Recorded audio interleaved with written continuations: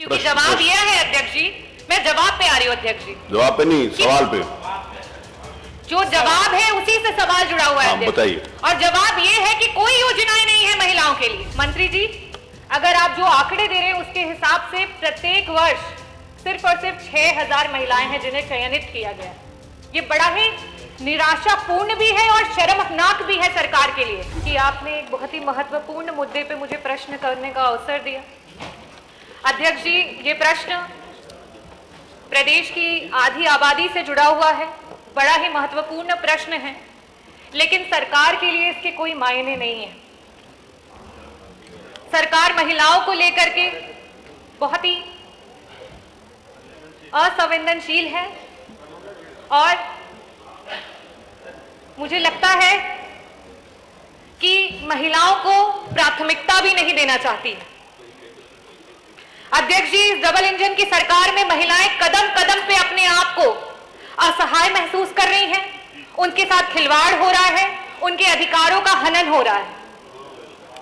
आज चाहे वो प्रदेश की महिला हो, चाहे वो ग्रामीण अंचल में रहती है या फिर शहरी, वो अपने आप को आत्मनिर्भर बनाना चाहती है और वो कोशिश कर रही है कि किस तरीके से सम्मानजनक रूप से अपने जीवन का यापन कर सके।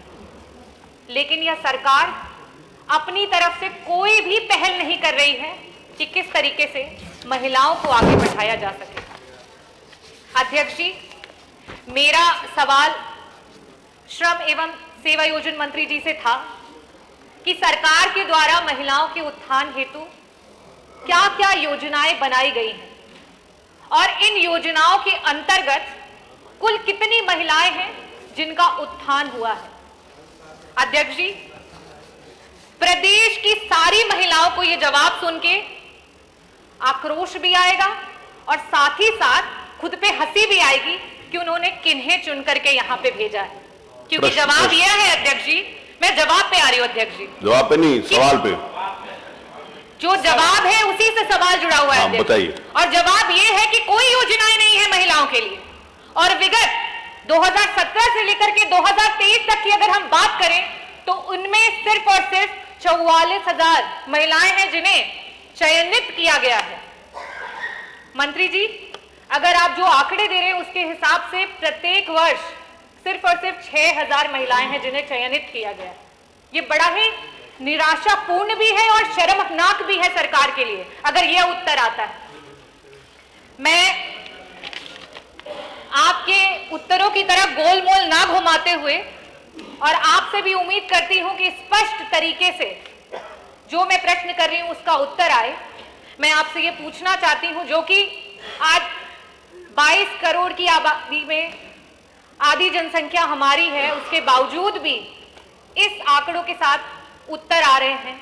मैं आपसे ये जवाब चाहती हूं कि जिन 44,000 महिलाओं को आपके द्वारा रोजगार दिया गया, क्या आज भी 7 वर्षों में वो इस समय उस रोजगार पे हैं? और अगर हैं तो उनमें से कितनी सरकारी पे हैं और कितनी निजी संस्थानों में कार्यरत हैं? और उनमें से कितनी महिलाएं हैं जो पिछड़े वर्ग से हैं, दलित वर्ग में, अनुसूचित जाति एवं जनजाति की महिलाएं हैं जो उस पे कार्यरत हैं? ये मेरा पहला सवाल। दूसरा सवाल मेरा यह है कि नारी वंदन विधेयक की बात करती है ये सरकार, डबल इंजन की सरकार। आज महिलाओं को प्राथमिकता ना देने की वजह से हमारा देश आगे नहीं बढ़ पा रहा है, हमारा प्रदेश आगे नहीं बढ़ पा रहा है। और आज ये डबल इंजन की सरकार महिलाओं को सिर्फ और सिर्फ अपनी चुनावी रैलियों में इस्तेमाल कर रही है, लेकिन जब उनके अधिकारों की बात होती है तो बातों को गोल मोल घुमाया जाता है। अध्यक्ष जी, मैं आपके माध्यम से सदन से ये पूछना चाहूंगी, क्या ये सरकार महिलाओं को निजी एवं सरकारी जो संस्थान है उनमें 33% आरक्षण देने के बारे में विचार करेगी और या नहीं? और अगर ये करेगी तो ये कब तक करेगी? धन्यवाद।